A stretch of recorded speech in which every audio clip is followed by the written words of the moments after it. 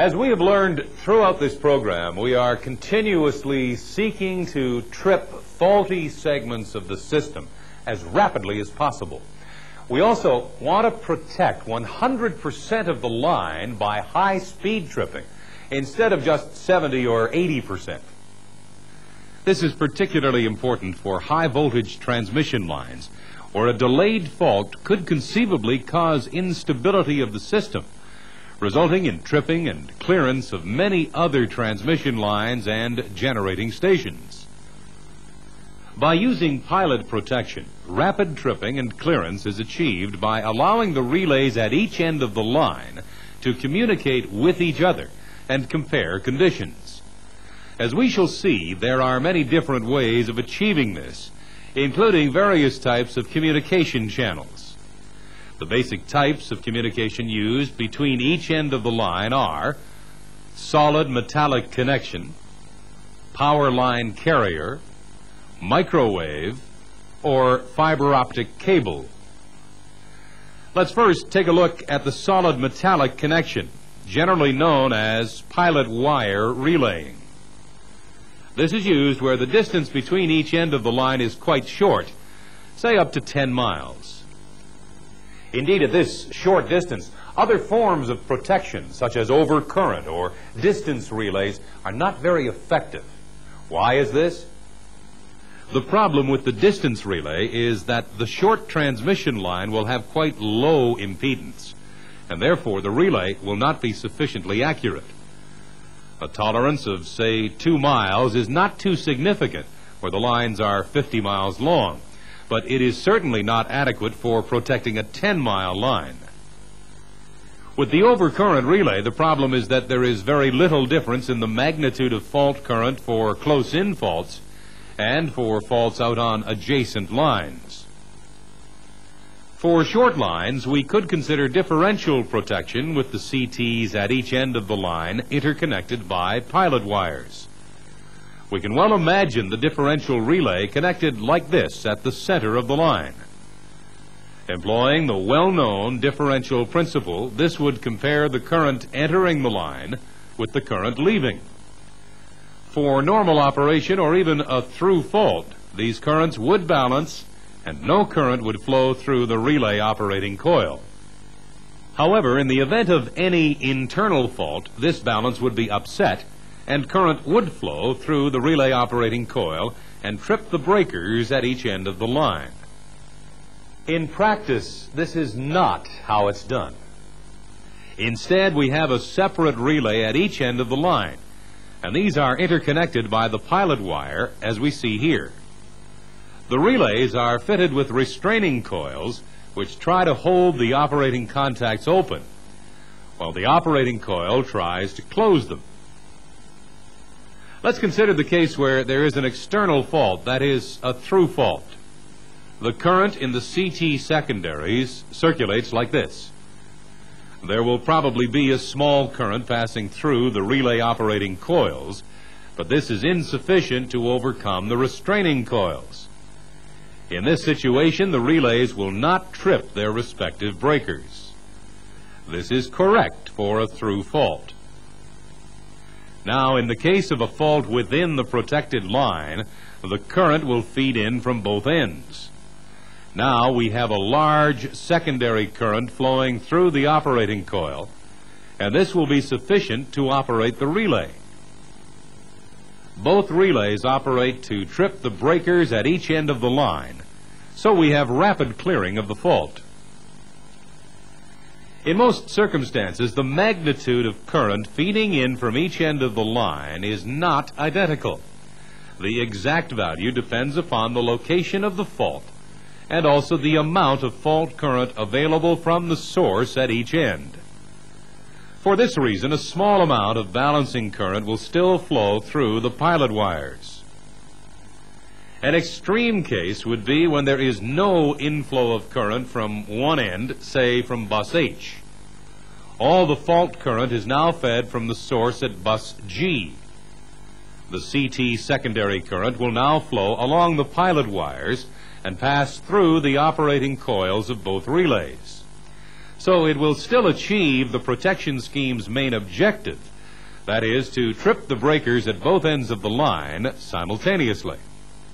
This type of arrangement can be extended to include a third terminal, like this. This simplified schematic explains the principle of pilot relaying, but as you would expect, in practice it is more complicated. Here is a typical arrangement, which is commonly used on pilot wire schemes.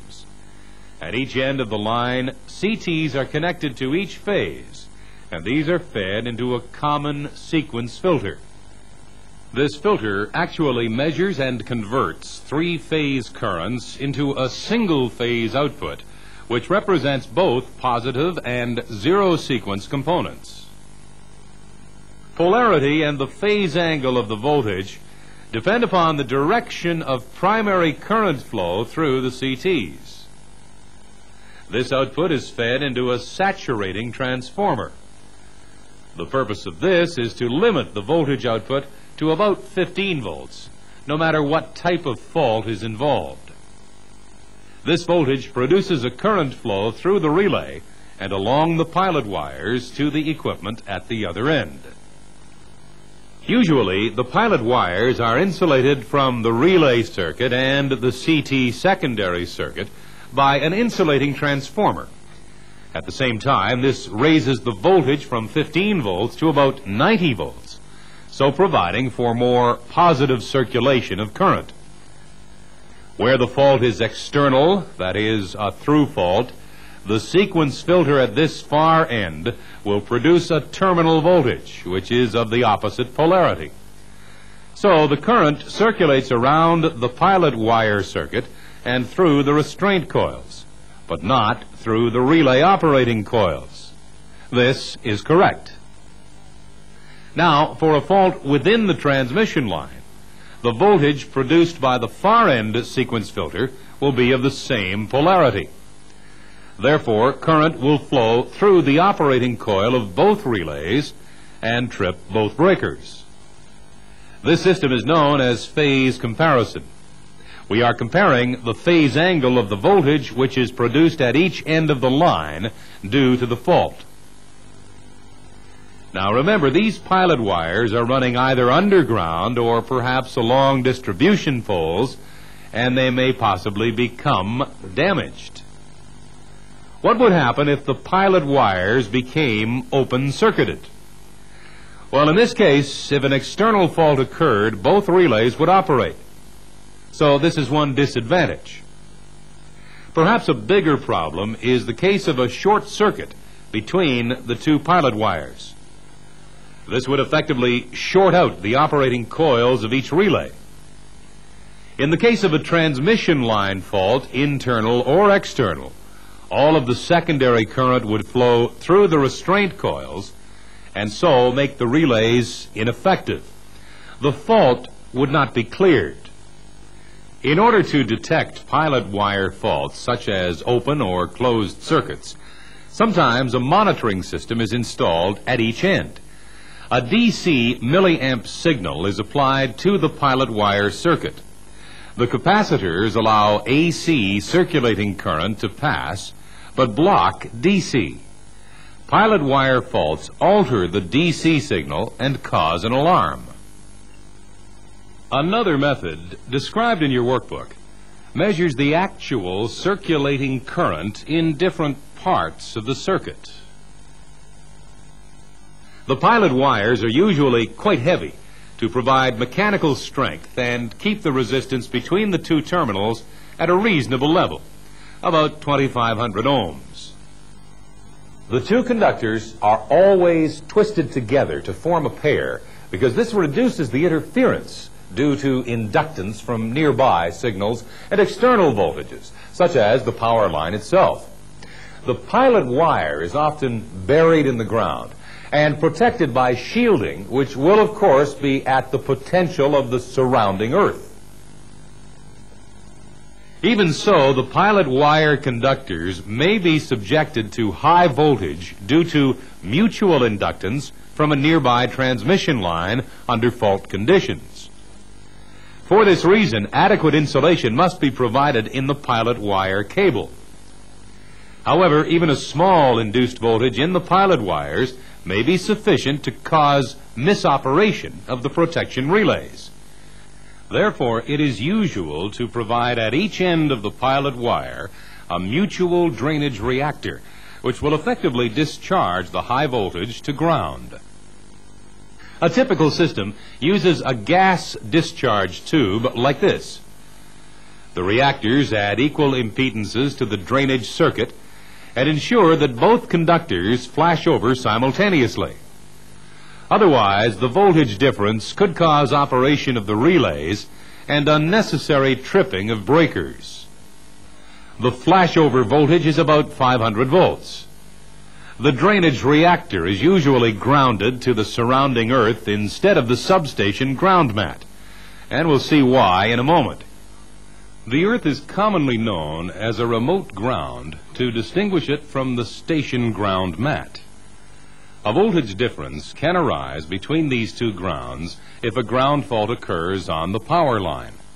As fault current flows through the earth, the ground resistance and the resistance of the station ground produces a voltage drop and raises the potential of the station ground mat. So now we have a difference in voltage between the ground mat and the pilot wire shielding. In fact, if this shield was connected to the ground mat, it is probable that the large fault current from the power line would try to flow along this shield and cause damage to the cable. For this reason, the shielding is terminated outside of the ground mat area. Likewise, when grounding the drainage reactors that we just mentioned. However, we still have a problem. When the two pilot wire conductors enter the station, they will be connected to relays which are usually grounded on one side, so one of the pair will be subjected to the rising ground mat potential. The difference in voltage between the two conductors may cause inadvertent tripping of the relays. This problem is resolved by installing a neutralizing transformer, which in effect raises the voltage of both conductors to compensate for the difference. The primary of the neutralizing transformer is connected between the station ground mat and the remote earth, so registering the difference in potential. And remember, this usually occurs only when a ground fault exists on the power line. The neutralizing transformer has two secondaries, each of which are connected in series with each conductor of the twisted pilot pair. Now, as the voltage across the primary rises, it superimposes the same voltage on both conductors. When you are working around this equipment in the field, always remember that the remote earth may be at different potential to the station ground. Be careful not to place yourself across these two potentials. So we can see that the simple pilot wire system is not so simple after all. A considerable amount of equipment is required at each end of the pilot wire. We need the sequence filters, the saturating transformer, the actual tripping relays, the insulating transformer, and then protection for the pilot wire itself. That is, the neutralizing transformer and the mutual drainage reactors. In many installations, DC polar type units are used in pilot wire protection systems because of their high sensitivity and high speed. In this arrangement, the appropriate circulating current is rectified in two separate units, and the resultant DC passed to the operating coil and the restraint coil. These two coils are wound in opposing directions on the same core or armature. The armature is placed within the field of a permanent magnet. The only flux present is that produced by the permanent magnet when there is no current flowing in either the operating or restraining coils. The armature does not move. The situation does not change when current flow is such that the strength of the operating and restraining coils are equal, since the flux produced is in opposite directions and cancels out. When current flow is such that the flux produced by the operating coil is greater than the flux produced by the restraining coil, the armature will move, so closing the tripping contacts. The tripping point can be adjusted here. In the pilot wire protection scheme that we have just studied, the current flowing in the pilot wire is actually 60 hertz AC current generated by the fault current flowing in the power lines. Another scheme using metallic conductors transmits a signal along the pilot line at higher frequency, 1,000 to 3,000 hertz. And we'll be looking at this in a later segment. As we have already mentioned, pilot wire protection is limited to a distance of about 10 miles. But most of our power lines are much longer than this. So other forms of communication channel are employed for pilot protection. And we'll be looking at this in the next segment.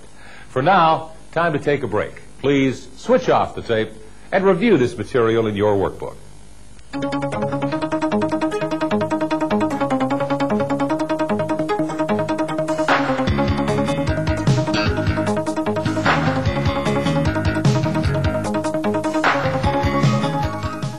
We have already pointed out that several different types of communication channels can be used to interconnect relays at each end of the line.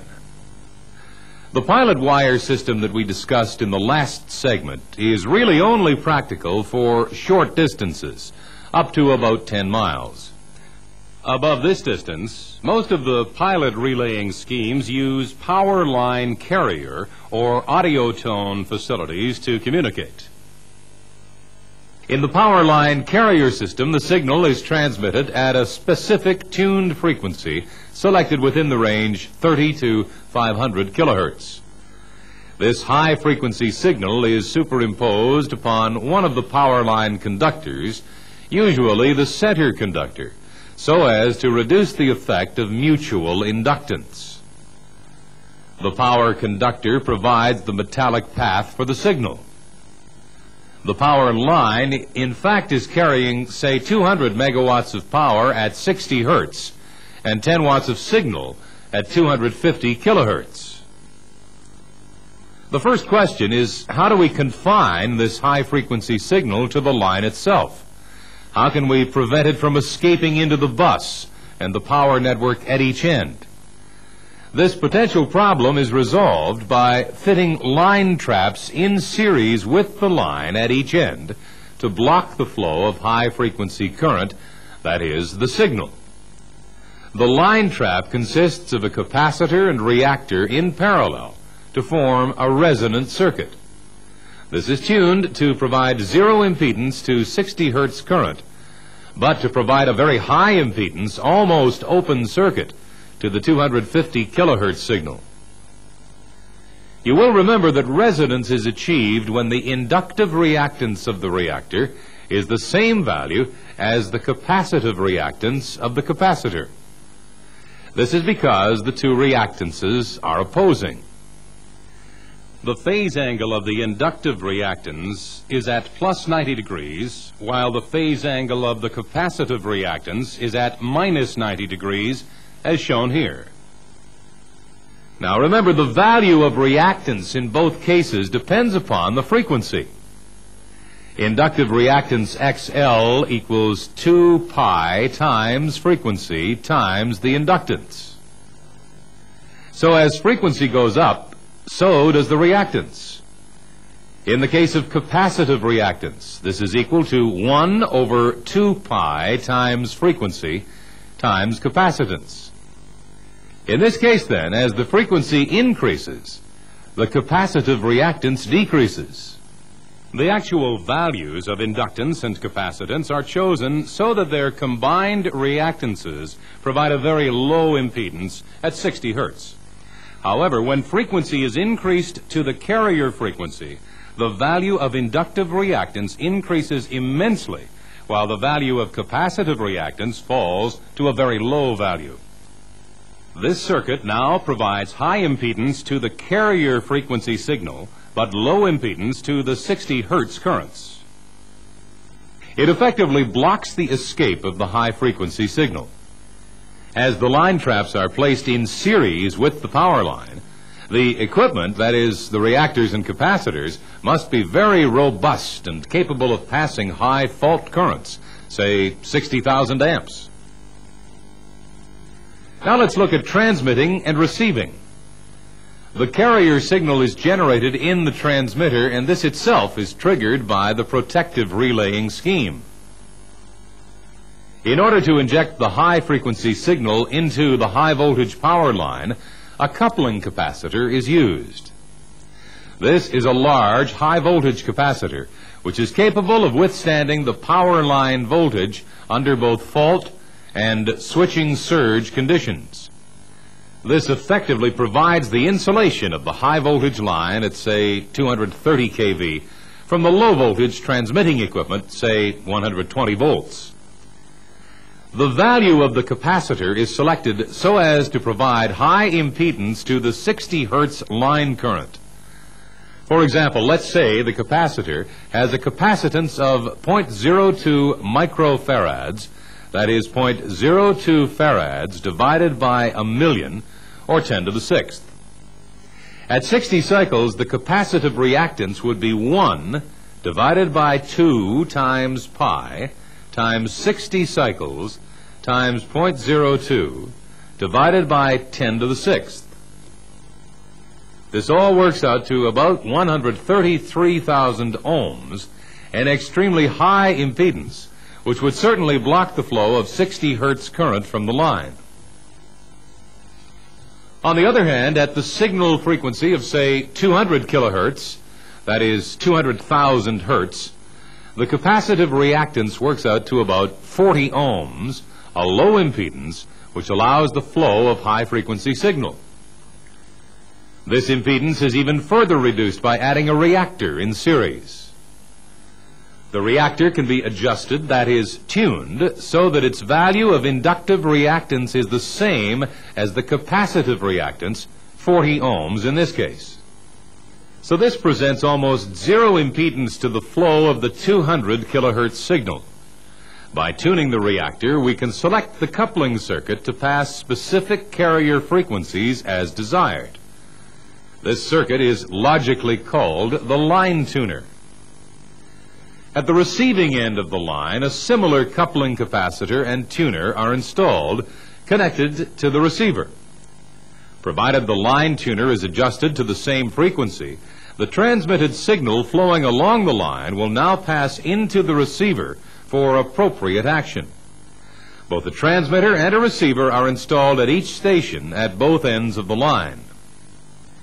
In the on-off system, the receiver is normally on, waiting to receive a signal on its tuned frequency.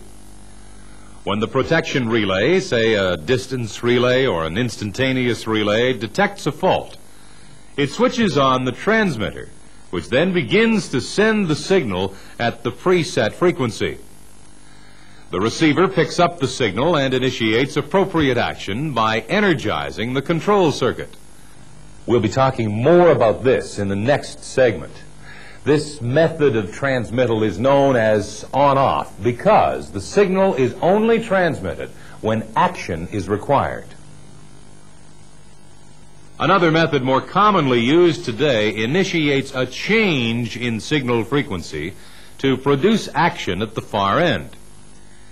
In this arrangement, under normal operating conditions, both transmitter and receiver are switched on all the time, and a signal is flowing continuously at a specific frequency.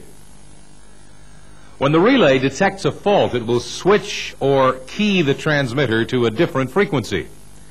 This is known as shift keying the frequency.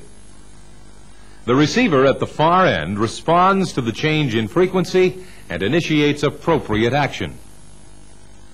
This system is called FSK, frequency shift keying. It has the advantage that if the communication equipment fails at any time, loss of the continuous guard signal will be noticed and appropriate action taken.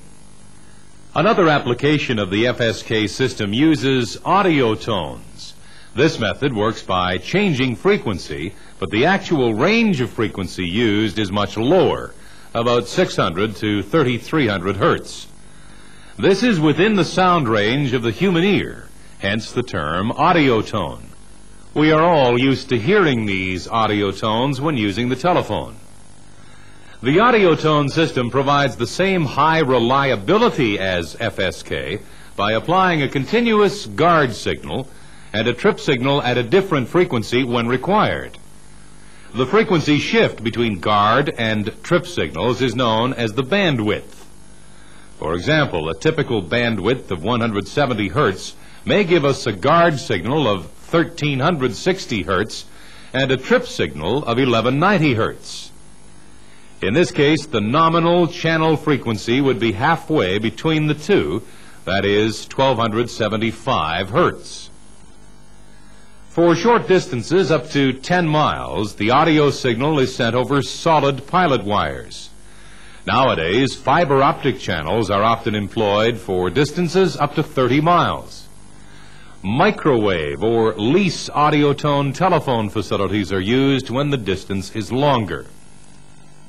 We'll be looking at the application of these different schemes in the next segment.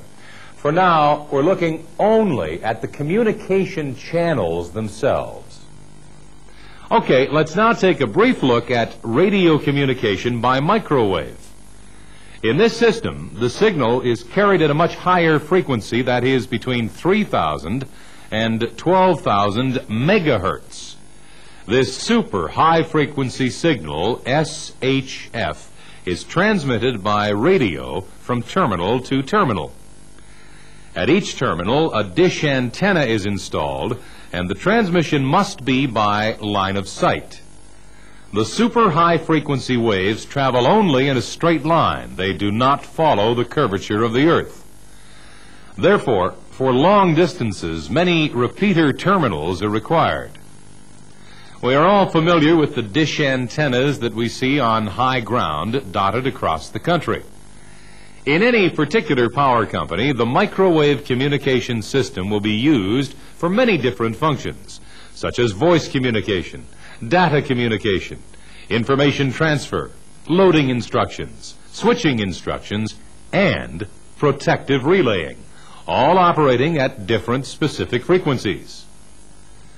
The microwave system has the advantage that it can accommodate a huge number of channels. This is accomplished by the technique of multiplexing. If you would like more information on this subject, please refer to the L&K videotapes in the distribution and power system programs. Another communication channel which is rapidly being introduced into the power system is that of fiber optics. In this arrangement, the signal is transmitted by light waves traveling through an optical fiber. The fiber is made of non-conducting material, so it cannot provide a path for electrical signals. At the transmitting end, the electrical signal, perhaps a tripping signal from a relay, is converted into a beam of light. This travels down the fiber like this. The signal is able to travel around bends, providing they are not too acute. At the receiving end, the light beam is converted back into an electrical signal to initiate action, say tripping of a breaker. Obviously, the inner surface of the fiber has to be reflective, and its surrounding cladding is specially made to prevent or at least reduce loss of light. An advantage of modern fiber optic communication is that the attenuation of signal, that is the loss of signal, is much lower than in other forms of communication. The fiber optic cable is made of glass or silica or a special plastic. It is very expensive, and so it must be handled with care during installation or repair. Special splicing techniques are required to join sections of cable. One disadvantage is that a buried cable may be subject to damage, and each additional splice for repair can significantly reduce the signal strength. One method to reduce this kind of damage is to run the optical fiber cable in the air, supported by a power conductor or perhaps the ground wire. The insulating properties of the fiber cable provide a great advantage as it protects the signal from lightning, radio interference, and induction. It also protects the signal from ground potential rise at the substation. This eliminates the need for neutralizing transformers and other terminal equipment that we discussed earlier in this tape. A high-quality optical fiber link can transfer ultra-high frequency signals as high as 100,000 gigahertz. This means that one fiber optic link can carry a huge number of communication channels. The optic communication channels are typically installed in place of twisted pair solid conductors for pilot relaying up to about 30 miles. They are often used in conjunction with audio tone signals. So, that's a general look at the different types of communication channels that are used in pilot protection. In your workbook, you'll find a summary of the main features of these communication schemes. Take your time to study this information. And now at this point, let's take a break. Then we shall come back and see how the various protective relaying schemes at each end of the line utilize the communication channels to either trip or block tripping of line circuit breakers. For now, switch off the tape and review this material in your workbook.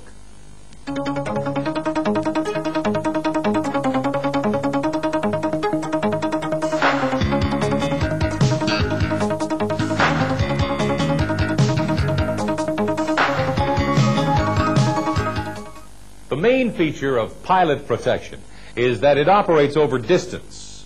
We have already seen that different types of communication channels and type of signal can be used between the stations.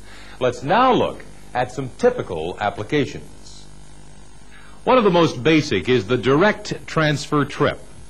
In this arrangement, operation of local protection relays, say adjacent to a transformer, will cause tripping of a breaker at some remote location. You will remember that we discussed this in an earlier tape. Other applications for the direct transfer trip are A, shunt reactor protection where there is no local breaker, B, remote breaker failure protection, and C, line protection. We'll look at this in a moment. This diagram shows the arrangement for a transformer with no local breaker on the high voltage primary. Operation of the differential relay 87 initiates a signal to trip the line breaker at the remote substation. As there is no supervisory relay at the breaker end, this is known as direct transfer tripping. For short distances, the tripping signal would probably be DC over a solid pilot wire. For longer distances, PLC or audio tone systems are generally employed using FSK. Another application of direct transfer tripping is for protection against breaker failure, as shown here. Let us assume a relatively low-level fault on feed number 1. Breaker 1 trips correctly, but breaker 2 fails to open due to a mechanical problem. When the breaker failure relay 62 operates, it initiates tripping of breaker 3. It also sends a signal to the carrier transmitter, and this shifts frequency from guard to trip. At the other end of the transmission line, the trip signal is received and initiates high-speed tripping of breakers 4 and 5. For security, 2 channels are often used. The breaker will not trip until a trip signal is received over both channels. On underground systems, power line carrier is more difficult to apply due to the high capacitance of the cables. In this situation, the security of FSK is obtained by using audio tones transmitted over a fiber optic communication channel or a leased telecommunication facility. Now let's turn our attention to line protection. We have discussed in earlier tapes the problem in trying to obtain 100% high-speed protection of the line. For example, with the distance relay, the high-speed first zone element is normally set to cover about 80% of the line. If a fault occurs within the remaining 20% of the line, then the breaker will trip on the second zone, but this will be time delayed. Even with distance relays at both ends of the line, the problem persists. In this instance, breaker 2 trips at high speed on the zone 1 element of the number 2 distance relay, but the clearing of breaker number 1 still has to wait until the zone 2 element at this bus has timed out. With instantaneous overcurrent relays, we have another problem. Due to their lack of high precision, the instantaneous relay is set to cover only 80% of the line. This is necessary to prevent the relay overreaching into the next section of line. Pilot relaying helps us achieve high-speed protection on 100% of the line. There are several different methods of applying pilot protection, as we'll see. Let's look at an example using distance relays, bearing in mind that a similar arrangement could be made for overcurrent relays. Here, the distance relays, Zone 1, are set to cover 80% of the line from their respective ends, and therefore overlap. If a fault occurs within this overlap section, then the relay at each end will operate and immediately trip both breakers, so providing high-speed tripping. If the fault is external to the line, we do not want the relays to operate. Therefore, directional relays must be used with the tripping direction looking into the line. So this provides selectivity. Now let's look at a fault in the last 20% of the line. In this situation, the Zone 1 element of the distance relay located at bus G, let's call this station G, will not operate. The fault is outside of the preset zone. The Zone 2 element detects the fault, but tripping of breaker 1 is delayed. Preferably, we want high-speed tripping. Let's look at the other end, station H. Here, the fault is close in, so the relay does operate and immediately trips breaker 2. At the same time, it immediately switches the transmitter from guard to trip frequency. This new frequency is sent along the communication channel. At station G, the receiver picks up the signal and immediately trips breaker 1.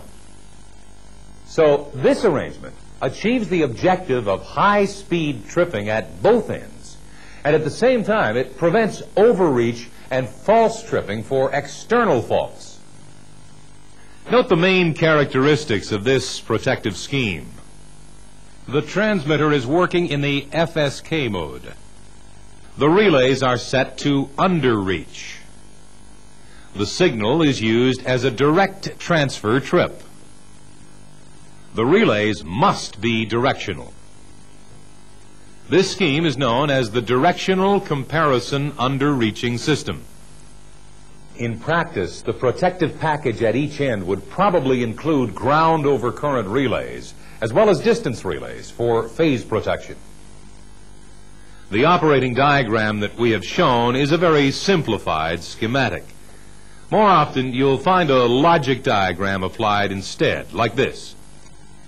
This is the logic at station G, connected by the pilot communication channel to the logic at station H. The protective relays are referred to as fault detectors. With a fault in the last 20% of the line, the fault detector at station H recognizes the fault and sends a positive signal to this box, which is marked OR. The signal passes through the box and goes on to trip breaker number 2. The OR designation means that the breaker will also trip for a signal coming in from the receiver. Either one of the signals will cause the breaker to trip. That is, one or the other. At the same time, FD2 switches the transmitter from guard to trip. This immediately starts transmitting across the communication channel, where it's received by the receiver at station G. The receiver sends the signal to the OR box, where it passes through to energize the trip circuit of breaker number 1. Note that it does not need a signal from fault detector 1. It is a direct transfer trip. However, if the communication channel fails and the fault detector at 1 operates after a time delay, then that will pass through this box to trip the breaker. Now, this is a relatively simple logic diagram and hardly seems worthwhile. But in a more complicated system, this is the best method of working out how the protection scheme functions. In fact, when designing the system, the logic diagram is usually prepared first. The electrical circuit is then designed to meet the objectives of the logic diagram. You must become familiar with this type of presentation. It's used extensively in connection with solid-state relaying. We noted in studying the directional comparison scheme that if the communication channel fails to transmit the signal, then breaker number 1 will not trip at high speed. It will have to wait for backup protection to operate, typically the second zone element of the distance relay. A bigger problem is that the communication channel may receive unwanted signals, perhaps by interference from other communication channels. This could cause the breaker to trip incorrectly, that is, when no fault exists.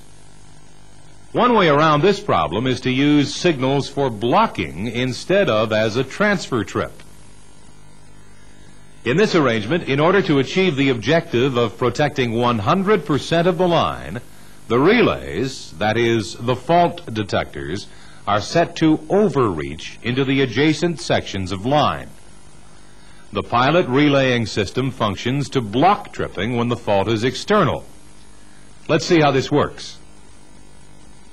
Again, directional relays are used at the end of each line, and this system is called the directional comparison overreach.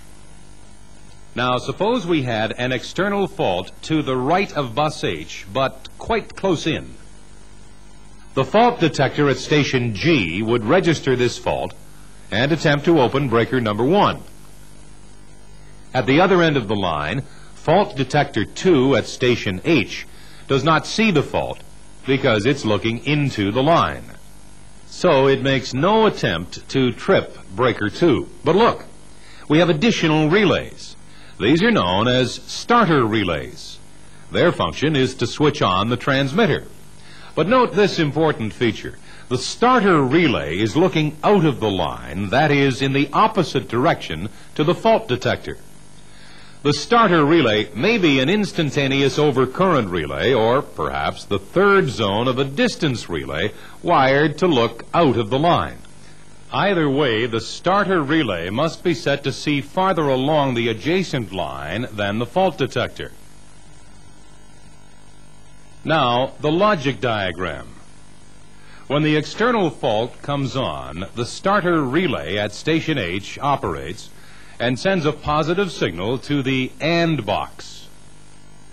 However, fault detector 2 has not operated, so it is not sending out a positive signal. Note on the diagram the 0 number at this input. Convention tells us that the logic circuit reverses the signal. That is, a 0 input signal reverses and becomes a positive signal. As this logic box shows, and it requires 2 positive input signals, one from the fault detector and one from the starter relay. With these 2 positive signals, it initiates transmission of the blocking signal. This is received at the other end, station G, and the signal is passed into the permissive tripping circuit and mixed with the signal from fault detector 1, which, as you remember, is trying to trip breaker 1. The positive input signal from the receiver becomes a 0 signal. As this logic box shows AND, it needs 2 positive input signals, one from the fault detector and one from the receiver. But at this moment, it has only one, that from the fault detector. So the breaker is blocked from tripping by the transmitted signal. To give time for signal transmission and logic circuit operation, the tripping circuit is fitted with a timer. So for this external fault, no tripping would take place. Now let's see what happens with an internal fault. Both of the fault detectors sense the fault and initiate action. Let's look at station G. The fault detector, FD1, will register the fault at station G and send a positive tripping signal to the tripping logic. Remember, this needs two positive signals. As the fault is internal, the starter unit, S1, will not switch on the transmitter, so no blocking signal is sent to station H. Let's transfer our attention now to station H. Here, the same thing happens. The transmitter does not switch on, therefore no signal is transmitted to station G. Back at station G, the zero signal reverses and gives us the equivalent of a positive signal in the tripping logic. Now we have the two inputs, hence the tripping circuit is energized. After the timer has timed out, the breaker number 1 will trip. Identical operation to this takes place at breaker 2. In this scheme, if the communication channel fails to transmit, then tripping will still take place for an internal fault. However, it may also take place, but incorrectly, for an external fault, as there is no blocking signal. Take your time to go through the circuit and logic diagrams in your workbook. For now, switch off the tape and thoroughly go over this material in your workbook.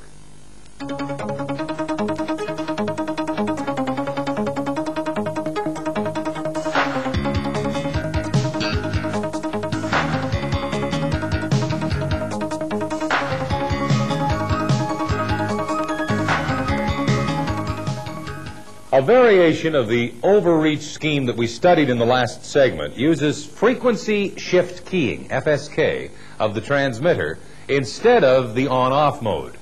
This can be transmitted over PLC or by means of audio tones over a suitable channel. Let's look at the arrangement for PLC. The transmitters are switched on all of the time, and a signal is transmitting continuously to the other end of the line.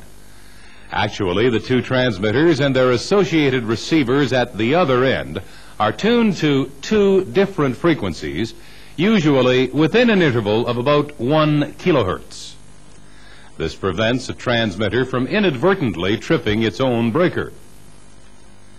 The continuous signal, known as a guard signal, is a blocking signal which prevents operation of the relays under normal operating, that is, no fault conditions. As the transmitters are continuously on, there is no need for starting relays. Now let's look at the case where a fault occurs on bus G. The fault is close in but upstream to the breaker number 1.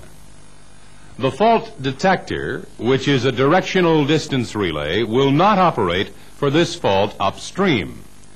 So the transmitter at station G continues to send its blocking signal to station H. However, the fault detector at bus H does register the fault because, remember, the relay is set to overreach into the next section. However, this will not trip breaker number 2 because of the blocking signal being received from terminal 1. Operation of the fault detector at bus H also keys the transmitter at station H to change its transmitting frequency from the guard signal to the trip signal. This is usually achieved by lowering the frequency by about 200 to 500 hertz. At the same time, signal power is increased from 1 watt to 10 watts. When this signal is received at station G, the relay is released to operate.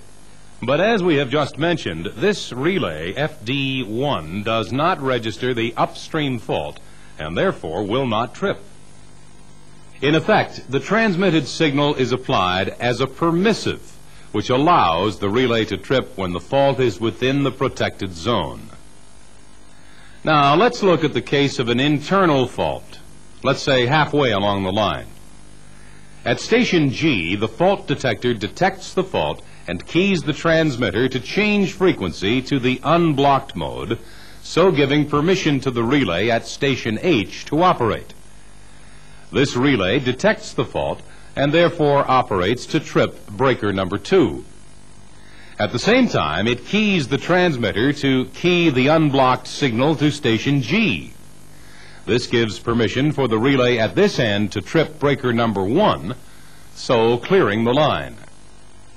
This method of communication, utilizing the shift in frequency, has two distinct advantages. First, because the transmitter is transmitting continuously, there is no need for a starter relay to switch the transmitter on.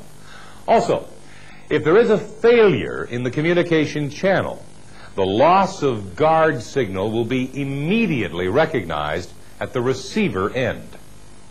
This condition will be alarmed so that the appropriate action can be taken. While this is being done, the pilot relay system will be inoperative, but the distance relays will still be allowed to operate individually. Where the signals are transmitted by an audio tone system, the operation is similar. The shift in frequency is within the range of 150 to 500 hertz, and the signal power is increased by 12 dB. All of these schemes that we have looked at so far are directional comparison schemes.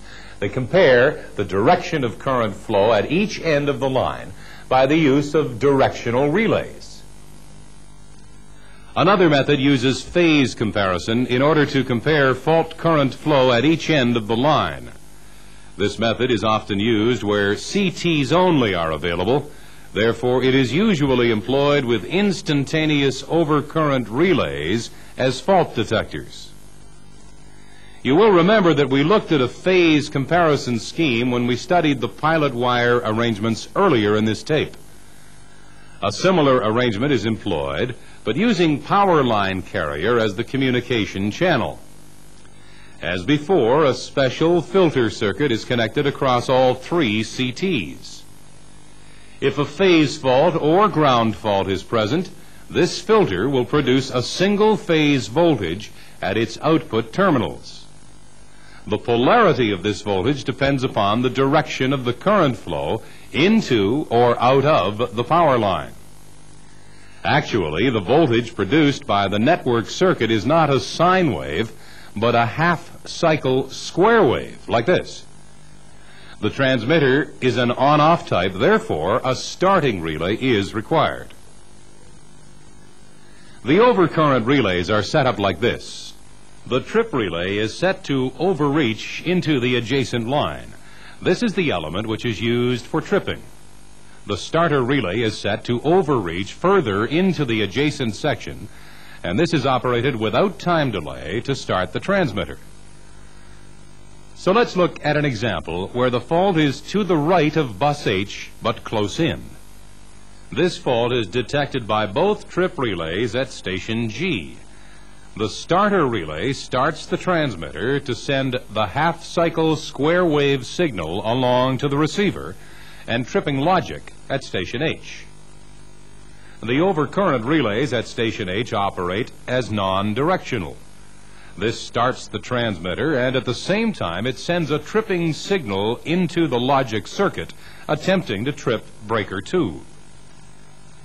This trip logic receives yet another signal from the network's squaring amplifier. With external faults, that is, with both currents flowing this way, the signal from the amplifier is of the same polarity as the wave transmitted from station G. The signal received from station G is reversed. Hence, these two cancel each other out.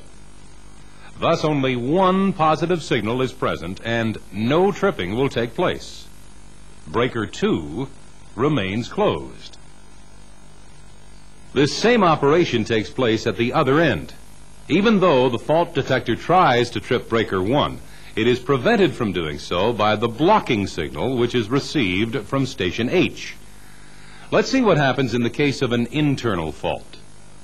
In this case, the polarity of the square wave from the network circuit will be out of phase with the signal received from the other end. In fact, the two will be additive, hence tripping will occur at both ends of the line.